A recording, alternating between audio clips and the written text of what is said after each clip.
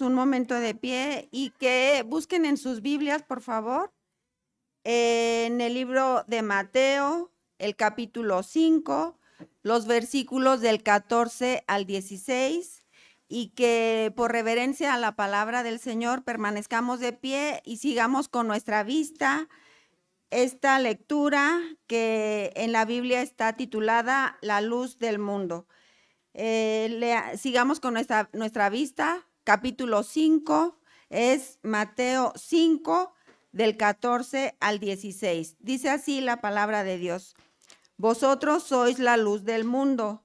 Una ciudad asentada sobre un monte no se puede esconder, ni se enciende una luz y se pone debajo de un almud, sino sobre el candelero, y alumbra a todos los que están en casa.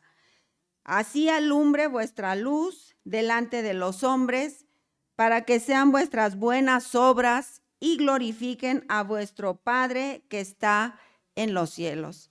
Amén. Les pido que permanezcamos un momento de pie para que recibamos a nuestro hermano Octavio Córdoba Aquino, anciano de iglesia, quien nos va a compartir la palabra del Señor con el mensaje La luz del mundo. Pongamos atención, hermanos. Gracias. Vamos a orar, hermanos. Permanecemos unos minutos más de pie para pedir la dirección del Señor. Soberano Señor y eterno Padre, te damos gracias y la gloria, Señor, solo a ti, Señor, como nuestro único Señor, como nuestro Dios soberano, Padre Santo. Te rogamos, Señor, que permitas que podamos, Señor, en los siguientes minutos disfrutar, Señor, de tu palabra, que podamos, Señor, atesorarla, Señor, en nuestro corazón y vivir, Señor, de acuerdo a lo que tú, Señor, nos muestras en ella. Quita de nosotros toda distracción, Señor, todo desánimo, Señor. Permítenos, Señor, poner nuestro corazón, Señor, y nuestra mente en la enseñanza de tu palabra en esta tarde. Te lo rogamos en el nombre de nuestro Señor y Salvador Jesucristo. Amén. Pueden tomar sus asientos, hermanos.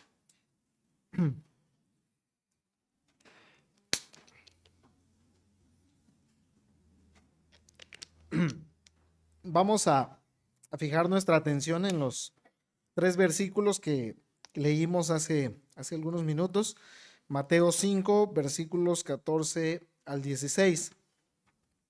En el tiempo que hemos podido compartir la palabra del Señor, hemos podido estudiar una sección muy conocida de la Escritura, incluso por las personas que no profesan fe en Jesucristo. Algunos toman la regla de oro, la conocen, y algunas de las enseñanzas más conocidas de la Escritura están contenidas en el Evangelio de Mateo, particularmente en estos 3 capítulos, capítulos 5, 6 y 7. Y hemos progresado, hemos avanzado el estudio primero de las bienaventuranzas, donde el Señor describe las características de los hijos de Dios, las características de los ciudadanos del reino. Hemos visto que los ciudadanos del reino debemos ser pobres en espíritu, llorar por nuestros pecados, mansos, etcétera. Y progresamos de esa descripción de los primeros 12 versículos ya a una parte un poquito más, más operativa, vamos a decirlo así. En estos versículos 13 al 16, ya el Señor pasa a describir lo que el creyente está supuesto a hacer como su función en el mundo. Y la última ocasión que estuvimos trabajando con el versículo 13, veíamos el aspecto negativo de esta función, que es preservar al mundo de su corrupción. Es una función más de preservar, de conservar un mundo que se precipita a la corrupción. A partir del versículo 14 al 16, ya vemos más el aspecto positivo de la función de la iglesia, que tiene que ver más con iluminar y ser luz en medio de una generación que nos ha tocado vivir, que es que tropieza en las tinieblas a plena luz del día. No por una luz física como tal o por ausencia de luz física, porque realmente vivimos en una época donde la iluminación artificial está muy difundida. Incluso en nuestro país ya hay pocas zonas donde se puede decir que no hay energía eléctrica, pero sí sigue habiendo todavía una gran necesidad de la luz que el creyente puede y debe proporcionar a donde el Señor nos ha puesto. Entonces, el día de hoy vamos a analizar este tema de la luz del mundo. Lo vamos a hacer bajo 4 subtemas o bajo 4 puntos principales. Primero veremos un mundo en tinieblas, una descripción del mundo en tinieblas. Después veremos que la luz del creyente proviene de Cristo, para no pensar que es de nosotros mismos. Después veremos que la iglesia está llamada a ser luz y cómo debemos ser luz. Y finalmente, los resultados de la luz de Cristo. Ese va a ser nuestro bosquejo general, un mundo en tinieblas en primer lugar. Después, la luz del creyente proviene de Cristo. Después veremos que nosotros como iglesia estamos llamados a ser luz. Y finalmente, los resultados de la luz de Cristo. Vamos a comenzar con un mundo en tinieblas. La luz, tanto en los tiempos bíblicos como ahora, es un componente indispensable para el desarrollo de la vida humana tal cual la conocemos. En los tiempos de la antigüedad, los judíos solían tener lámparas. Hay en algunos lugares donde todavía se mantienen algunas de estas lámparas de la época que tenían como una doble ventana. Por un lado se podía llenar con aceite porque con ese tipo de combustible funcionaban, y por el otro se proporcionaba la lumbre. Total que era un tipo de lámpara muy grande, ¿sí? Estaba yo investigando un poquito y llegaban a tener una medida de unos 40 centímetros aproximadamente, 40 por 40. Y lo que solían hacer con estas lámparas es que las atravesaban en una viga central de la casa, porque la casa de los judíos era muy simple, era un solo cuadro, no tenía así separación de cuartos, sino toda la vida se desarrollaba en un solo lugar, y se solía poner en el centro con suficiente aceite para que alumbrara el mayor tiempo posible. Entonces, de esa manera, no se colocaba en una esquina o en un lugar oculto, o como el Señor Jesucristo sugiere en el versículo 15, debajo de algún cajón, porque pues eso sería desperdiciar el potencial de esta lámpara. Se solía atravesar entonces en medio de la estancia para que pudiera dar la mayor cantidad de luz posible.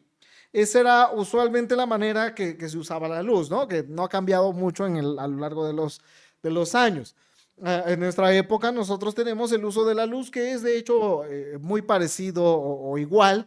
Nuestros diseños de casa sí han cambiado, pero pues el Señor en su misericordia ha permitido un desarrollo más amplio, de tal manera que tenemos luces en diferentes estancias, de diferentes tipos de capacidad, y la utilizamos mucho para, sobre todo cuando el sol ha dejado de brindarnos su energía y su calor, para poder tener esa iluminación artificial.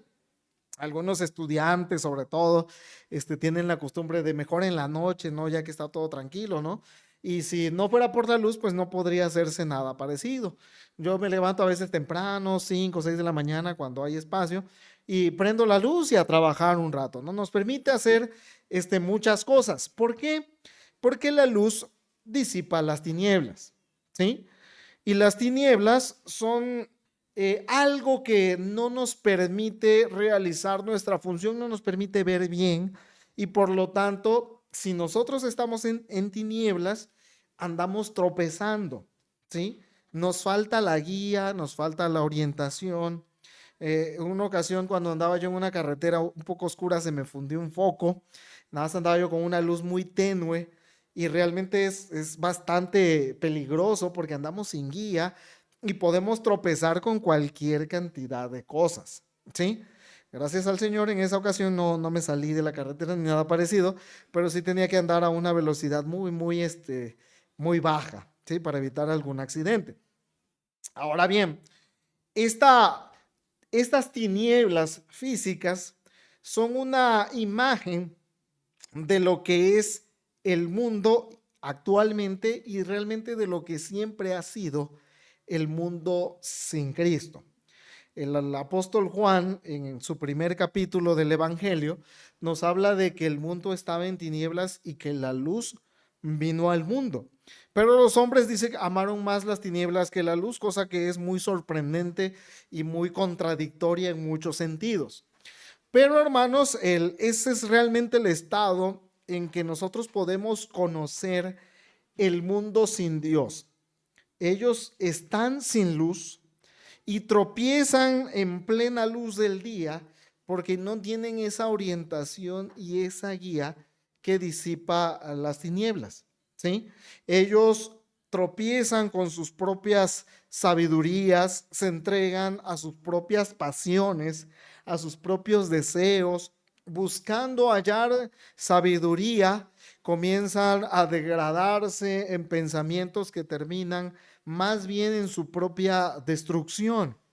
Entonces, la humanidad va a tientas, a ciegas, hiriéndose, golpeándose, y lo más triste de todo es que además ofendiendo el nombre de Dios en esas tinieblas en que se encuentran. Nosotros, hermanos, desde los tiempos bíblicos hasta ahora, como veíamos en la clase de formación cristiana, incluso los discípulos pensaron que tantas eran las calamidades de la época que muy posiblemente el fin del mundo estuviera muy cerca. Vemos ahora y a lo largo de la historia, generación tras generación tropezando en la oscuridad.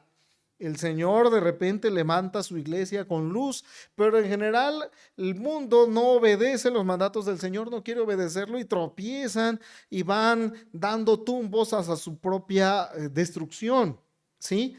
Ellos no toman en cuenta la luz, están en tinieblas y entonces comienzan, como dice el libro de Isaías, a llamar a las cosas buenas, les llaman malas, y a las cosas malas les dicen buenas y les dicen cosas deseables.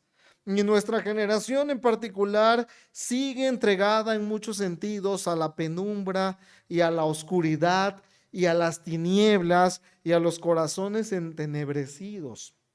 Nosotros el día de ayer en particular leía yo las noticias acerca de las marchas y los festivales del orgullo homosexual, del orgullo gay, cosa que debería dar vergüenza. Es celebrada como algo digno de ejemplo y algo digno de imitar. Hace algunos días, algunos meses y años, en muchos países se despenaliza un crimen como el aborto y la oscuridad y la gente que anda en tinieblas lo festeja como si eso fuera un avance y como si eso fuera un progreso, ¿sí? En sociedades que conocemos a veces como primer mundo, las drogas están legalizadas de tal manera que te encuentras intoxicados en las calles a los habitantes de esas ciudades, tropezando a plena luz del día con sus propias tinieblas que ellos aman. Al mundo le urge la luz, ¿sí? Le urge la luz. Lo irónico de esto es que ellos no quieren la luz, quieren seguir tropezando, ¿sí? Desprecian la luz, no quieren venir a la luz para que sus malas obras no sean expuestas y no sean reprendidas. Pero este es el contexto de la iglesia en todas las edades y en todas las épocas. Un mundo en tinieblas, un mundo que desesperadamente necesita la luz, pero que no quieren venir a ella. En esa sociedad estaba los discípulos en el primer siglo, y en una sociedad corrompida y perversa nos encontramos nosotros 2000 años después, todavía en un mundo que le urge tener la luz de Cristo. Es en ese contexto, hermanos, pasamos a nuestro segundo punto, que el Señor Jesús hace una declaración muy importante y le dice a los discípulos: la luz no la van a buscar en ningún otro lugar, proviene, ¿sí? O debe provenir de la iglesia. Les dice, vosotros sois la luz del mundo. Pero hay algo que debemos considerar antes de ver a la iglesia como tal. Debemos considerar que la luz no proviene propiamente de nosotros. Nosotros no generamos la luz, sino reflejamos solamente la luz del Señor. No sé si nosotros hemos visto la luna de repente, ¿no? Sobre todo cuando está llena, ¿no? Se ve como que muy brillante, ¿no?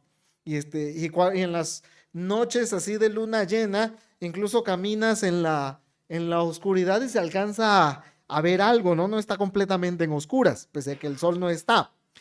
Y los antiguos pensaban que la luna ejercía o reflejaba o generaba algún tipo de iluminación, pero más adelante se demostró que no.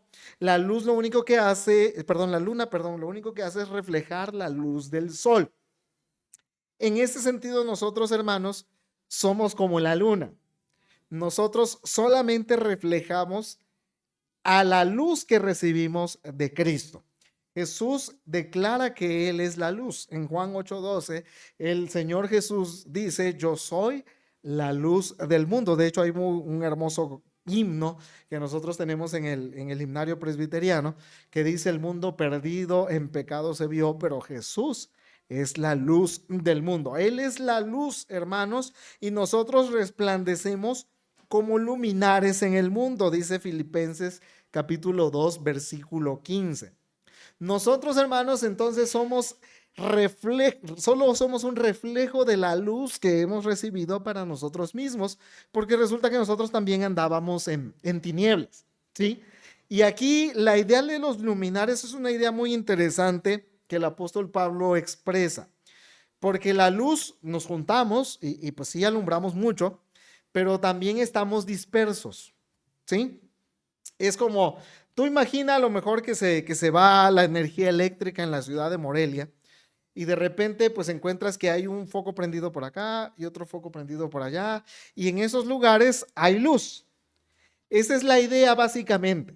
Nosotros no estamos puestos en un solo lugar para alumbrarnos a nosotros mismos, sino el Señor ha querido en su misericordia dejarnos dispersos para que ahí donde estemos haya luz. ¿Sí? Nosotros entonces debemos reflejar la luz de Cristo en donde el Señor nos ha permitido estar. ¿Sí? Ahora bien, esa luz, recuerden, es algo muy importante, no proviene de nosotros mismos. La iglesia no es un fin en sí mismo. Si la iglesia deja de reflejar la luz de Cristo, luego entonces también nos quedaremos en tinieblas. ¿Sí?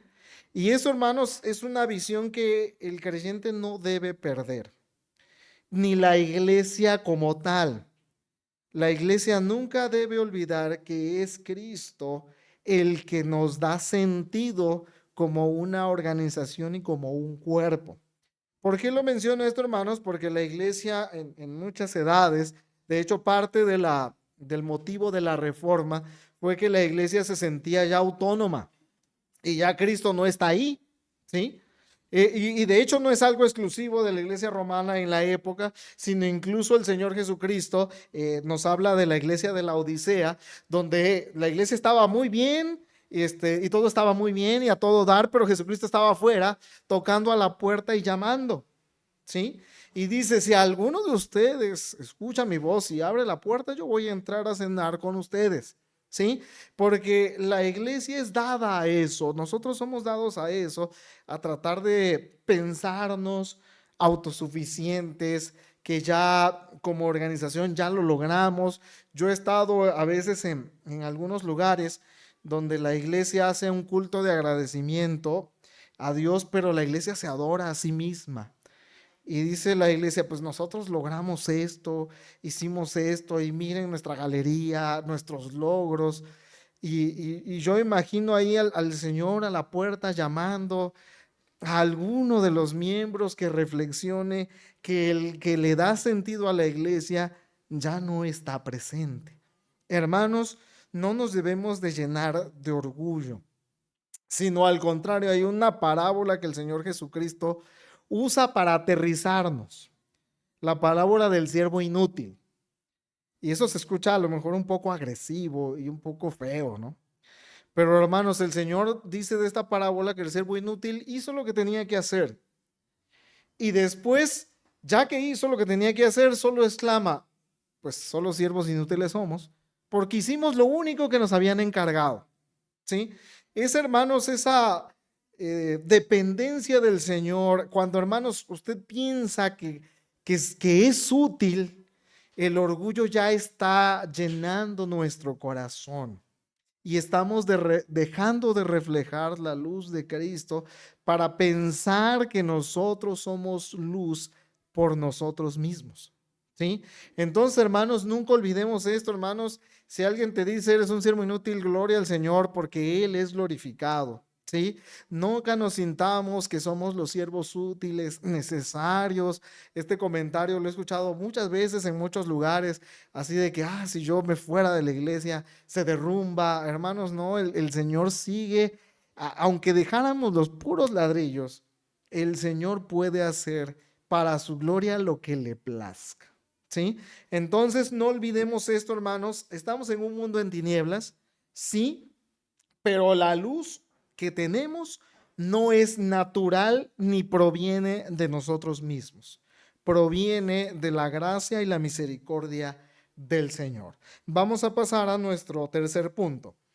La iglesia está llamada a ser luz.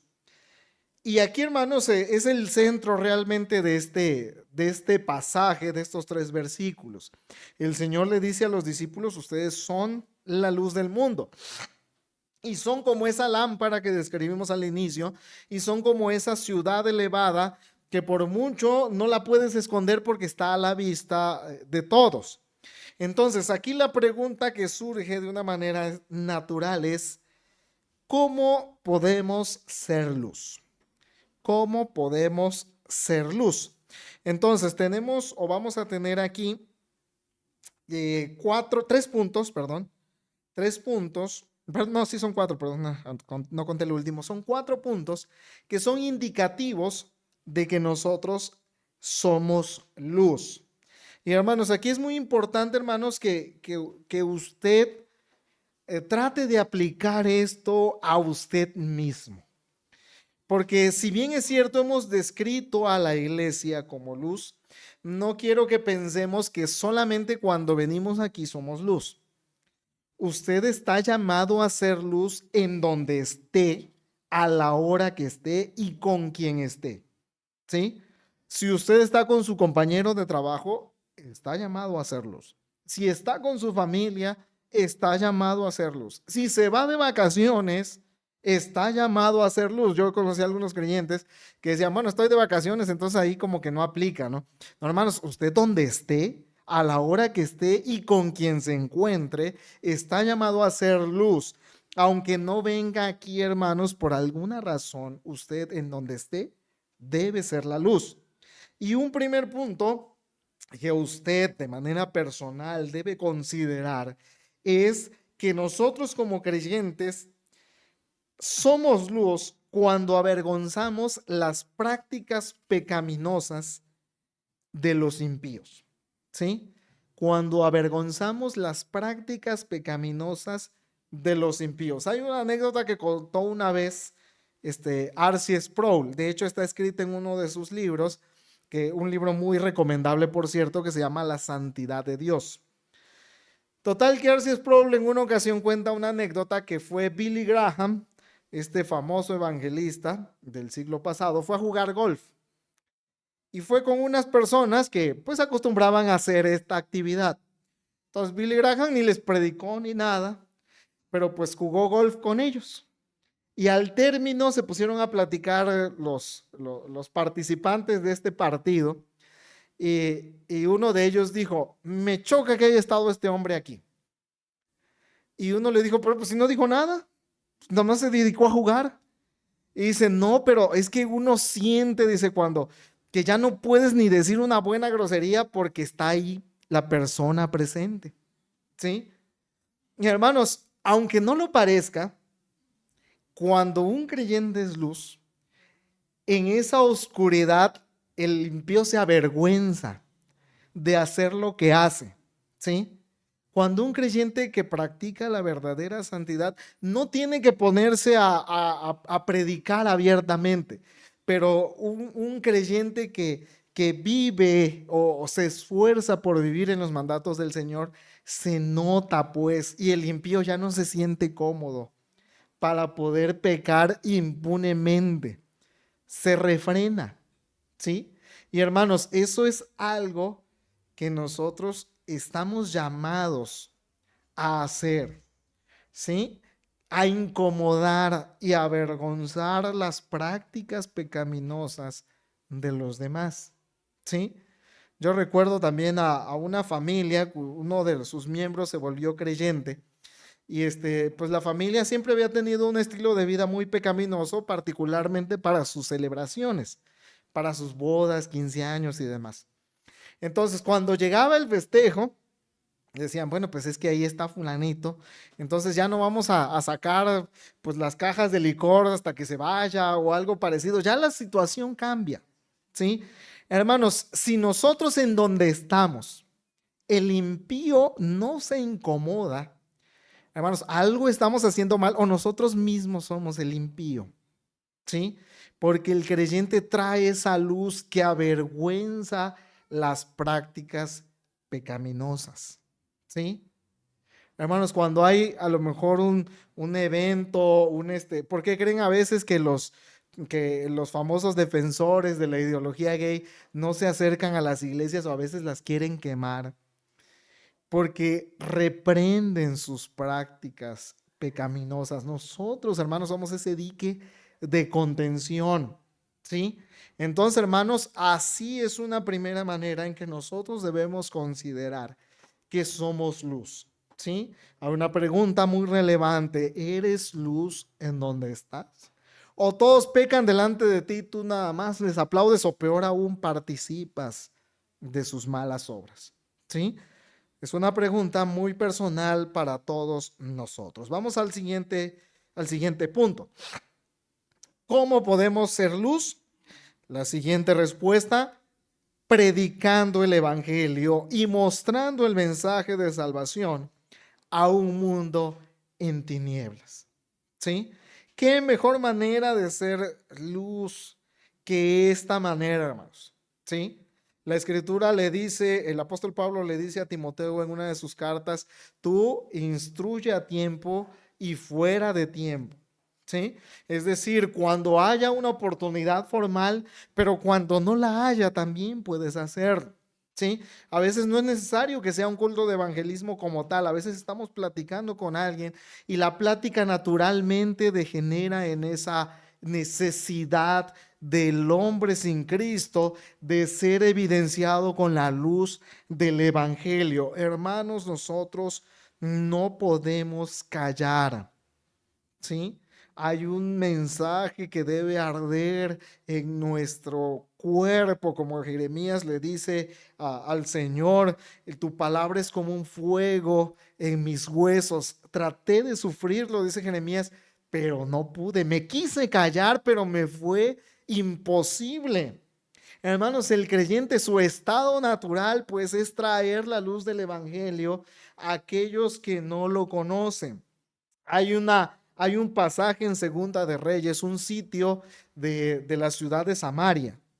Y dice la escritura que había unos leprosos que pues ya estaban a punto de morir de hambre, pues la ciudad tenía sitiada tanto tiempo que incluso ya vendían el excremento de paloma a un precio exorbitante, ¿sí? Entonces dice la escritura que estos leprosos y dijeron: vamos a pasarnos al campamento de los sirios y pues si nos matan, pues de todos modos estamos a punto de morir de hambre. Dice la escritura que el Señor hizo que los sirios escucharan un gran ejército que no venía de ningún lado y huyeron y dejaron toda su comida tirada. Los leprosos entraron a una tienda, vieron comida y se llenaron. Entraron a la siguiente, volvieron a comer, escondieron oro, hasta que uno de ellos reflexionó y dijo: no estamos haciendo bien. Es día de buenas nuevas y nosotros callamos. Y añade este mismo personaje que la Biblia no identifica por nombre: si esperamos hasta la noche, nos va a alcanzar nuestra maldad. Hermanos, estos personajes, estos leprosos, evitaron que la población muriera de hambre. Hermanos, nosotros tenemos algo más que la cura contra el hambre. Las almas de muchas personas están en tinieblas y nosotros podemos mostrarles la luz. Ya depende del Señor si ellos seguirán la luz. Pero hermanos, nosotros debemos mostrar esa luz. ¿Sí? Hermanos, nosotros predicamos el evangelio porque amamos a nuestro prójimo claramente y debemos amarlo, pero debemos amar la gloria de Dios. El creyente se regocija que más bocas confiesen que Jesucristo es el Señor, como dice Filipenses, para gloria de Dios Padre. Entonces, hermanos, hay muchas oportunidades de compartir el evangelio. La iglesia tiene un proyecto, un plan donde se nos invita a todos, hermanos. Yo sé que hay días que tal vez no podrán, pero hermanos, hay que sumarse a la predicación del evangelio. ¿Sí? Una labor que es necesario atender. Esa es una segunda marca de aquel creyente que es luz. ¿Sí? Recordemos, el primero es avergüenza las prácticas pecaminosas, el segundo predica el evangelio. Una tercera marca de que somos luz, hermanos, es que glorificamos al Señor con nuestras buenas obras. El texto, el versículo 16 que hemos leído, dice que nuestra luz debe alumbrar a los hombres para que vean nuestras buenas obras, y vamos a ir después al final, y glorifiquen de esta manera a nuestro Padre que está en los cielos. Y aquí hay algo muy importante, hermanos. Las buenas obras son luz, ¿sí? A veces, hermanos, no a veces, permanentemente, la gente verá mejor tus acciones que tus palabras, ¿sí? Ellos podrán escuchar tal vez una disertación tuya muy buena acerca de determinado tema, pero si tú no disfrutas o no vives eso que estás anunciando, pues entras en una contradicción, y el impío, a veces con justa razón, dice: no voy a la iglesia porque estos dicen esto y hacen otra cosa. ¿Sí? Muchas acusaciones contra la iglesia sí son falsas, pero algunas tristemente sí son verdaderas. Entonces, hermanos, nosotros debemos respaldar nuestras palabras con nuestras acciones. Los hombres pueden recibir un buen discurso, un buen mensaje y una buena exhortación, pero recibirán mejor tus acciones. ¿Sí? Podemos, hermanos, predicar de familias felices, pero si nos escuchan y somos una familia disfuncional de pleitos y demás, nadie va a estar interesado. Podemos hablar del gozo de la salvación, pero si vivimos en amargura, que nadie nos puede hablar, nadie va a hacer caso a nuestra exhortación del gozo. ¿Sí? Entonces, hermanos, aquí algo muy importante: las acciones hablan más por nosotros que nuestras palabras, nuestras buenas obras. Hermanos, en ese sentido, el Señor nos ha preparado para obrar bien, ¿sí? Y ese obrar bien, hermanos, se resume básicamente en guardar los mandatos del Señor, ¿sí? Y hermanos, la escritura también nos muestra que el buen ejemplo permea a los demás. La iglesia primitiva predicaba el evangelio claramente, pero los primeros capítulos de Hechos nos narran que ellos, la sociedad de la época, veía a la iglesia encargándose de los necesitados, haciendo buenas acciones, y añade el Señor en su palabra que el Señor añadía cada día a su iglesia a aquellos que iban a ser salvos con el ejemplo, con las obras. ¿Sí? Hermanos, y esto es algo que es necesario recordar, porque la escritura no nos habla de una salvación por obras, pero sí nos dice que demostraremos nuestra salvación por las obras. La fe se demuestra con las obras. Entonces, hermanos, estamos llamados a santidad. Se resume en esto: usted está llamado a ser santo. El apóstol Pablo le dice a los corintios en su primera carta, les dice a todos los habitantes de la iglesia de Corintios, llamados a ser santos. Ese es tu llamamiento. Cuando el mundo logre observar las buenas obras, ¿sí?, pueden ser atraídos hacia la luz. Porque, hermanos, qué bonito es para alguien que tiene una familia disfuncional ver a una familia que está funcionando bien, y algunos dicen, yo quiero eso para mí. ¿Cómo le hago? ¿Sí? Como el carcelero de Filipos, ¿qué puedo hacer para ser salvo? Para ser así como estás tú. ¿Sí? Hermanos, esa es una labor que ustedes y yo estamos llamados a cumplir. ¿Sí? Nuestras buenas obras funcionan como esa luz que refleja a Cristo. Entonces, hermanos, una pregunta natural que debe surgir en el corazón de ustedes es, ¿cómo están sus buenas obras? ¿Existen las buenas obras en tu vida? No te pongas a pensar en los demás. Este sermón no se trata de los demás. De hecho, nunca se trata de los demás. Se trata de ti.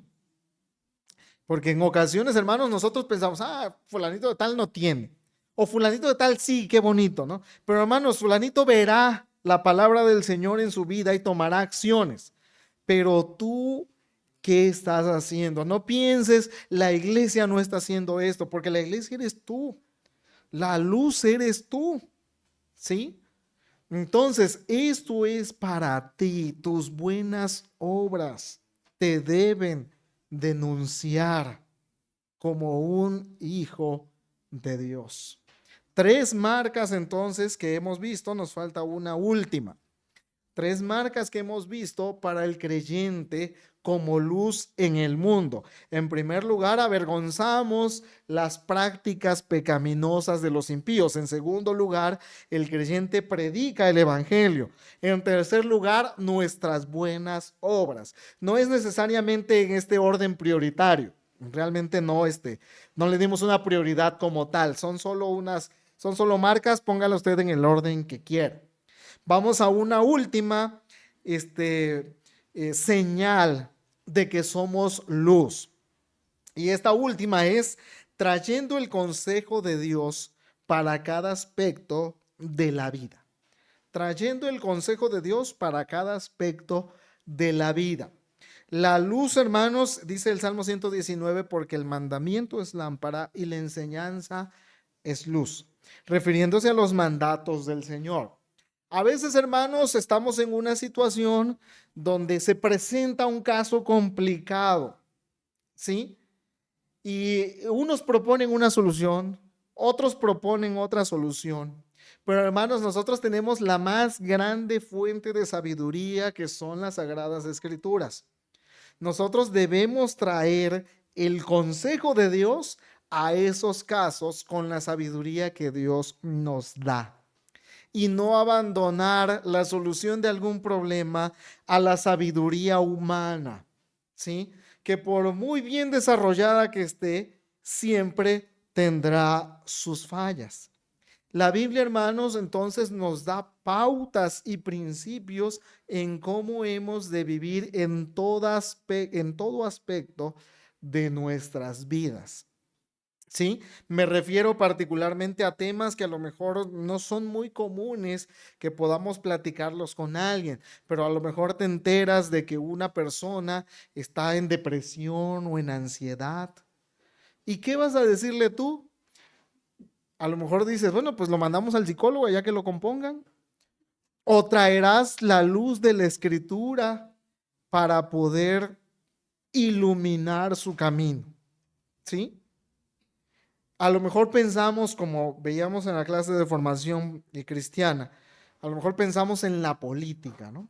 Hay muchas ideas, muchas ideologías de cómo se debe gobernar un país, pero la Escritura tiene reglas reglas generales para un gobierno. Hermanos, traemos luz. y decimos, el Señor dice así, ¿sí? Hermanos, en todo área de nuestra vida, ves a una familia en problemas, ¿cómo vamos a aconsejar, hermanos? Con la escritura. ¿En dónde vas a encontrar más sabiduría que aquí? ¿Sí? Ves a uno de tus compañeros, a uno de tus amigos pasando situaciones complicadas. Llevémosle el consejo de la escritura. Obviamente aquí se infiere, hermanos, de que para dar ese consejo con la escritura debes conocerla. Entonces, eso nos lleva al inicio, a estudiar la escritura, a amar la verdad de la Biblia para poder aplicarla. El libro de Proverbios, por ejemplo, es un libro que nos presenta en los primeros capítulos a la sabiduría y después nos dice, después del versículo del capítulo 10 en adelante, cómo hemos de aplicar esa sabiduría. Pero hermanos, primero debemos ser sabios. Y ahí hay un principio en los Salmos y en Proverbios que dice que el principio de la sabiduría es el temor de Jehová. Es decir, tú no vas a hallar sabiduría sin Dios. No la encontrarás. Vas a encontrar un consejo que suene bonito, pero que al final te componga quizás una situación por algún tiempo. Pero no será algo permanente. Entonces, hermanos, nosotros tenemos la máxima sabiduría a la que el mundo puede aspirar. Está contenido en ese libro que tienes en tu casa y que debes estar leyendo o que puede estar arrumbado ahí por años. ¿Sí? Hay que desempolvarlo. No, a mí me suena tan contradictorio una persona que lleva muchos años en la fe y que no sabe nada de la escritura. ¿Qué tipo de creyente es? Si es que se puede llamar creyente. No puedes ignorar los principios del Señor. Ámalos, deséalos. Es más, el creyente, el Señor le cambia su corazón para que ame los mandamientos del Señor. O sea, es algo que surge de una nueva naturaleza.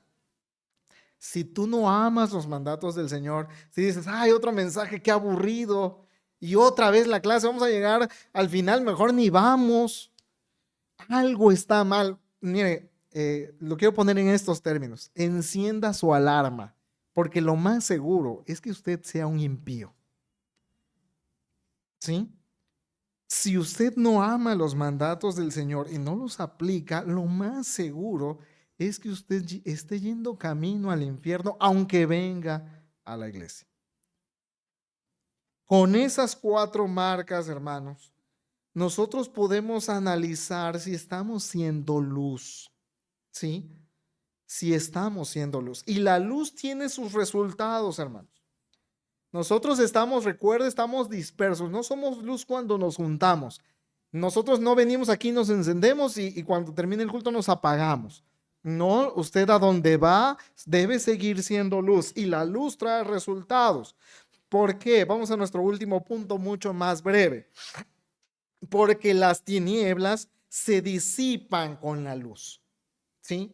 Ahí donde existe la luz, hermanos, el pecado es echado fuera. ¿Sí? Si en tu familia tú eres luz, aunque seas el único, ¿sí? Se va a notar.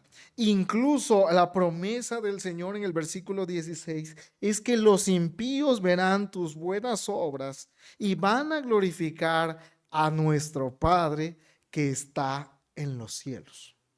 ¿Sí?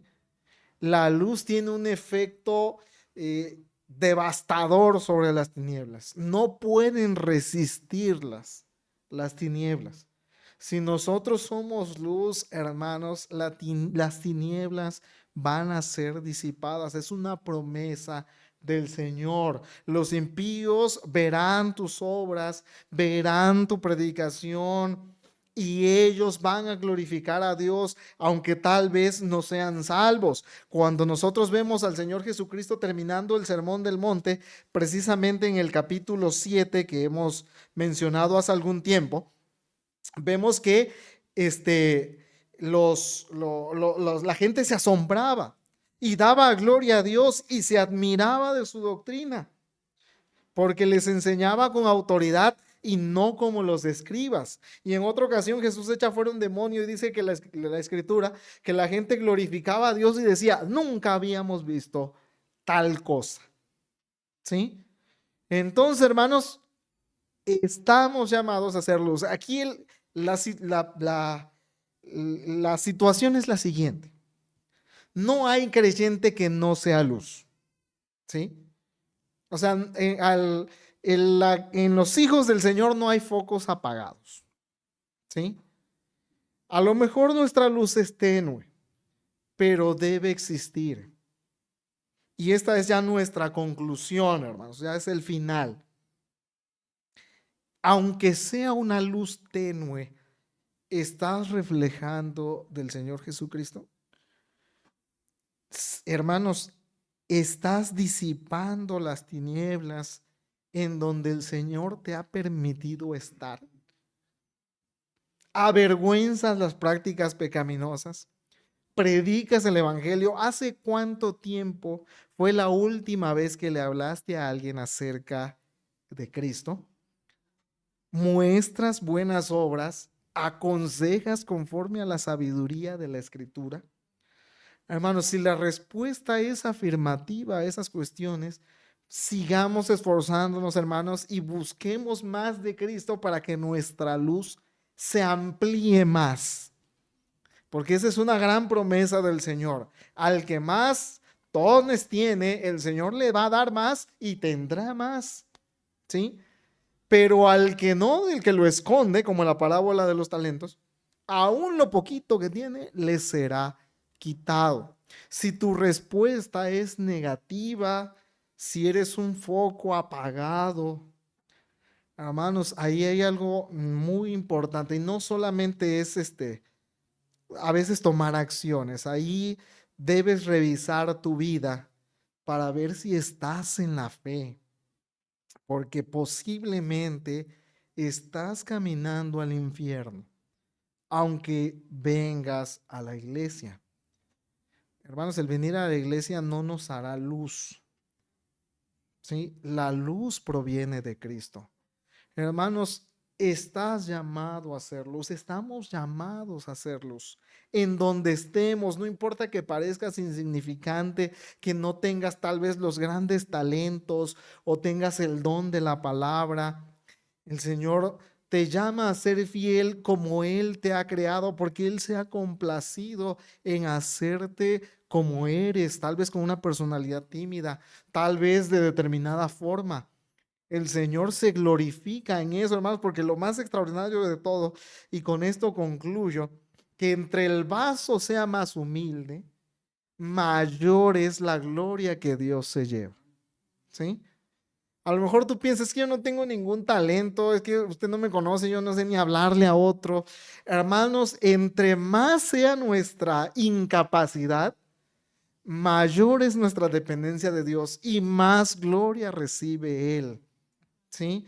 Entonces, hermanos, gloriémonos en nuestra incapacidad, en nuestra falta tal vez de aptitudes y talentos, porque cuando el Señor obre a través de nosotros, su gloria se verá más reflejada que si fuéramos superdotados. Entonces, quiere el Señor, hermanos, que esta palabra que el Señor nos permite estudiar en esta hora nos sacuda, ¿no? En tierra dicen, nos sacuden el tapete, ¿no?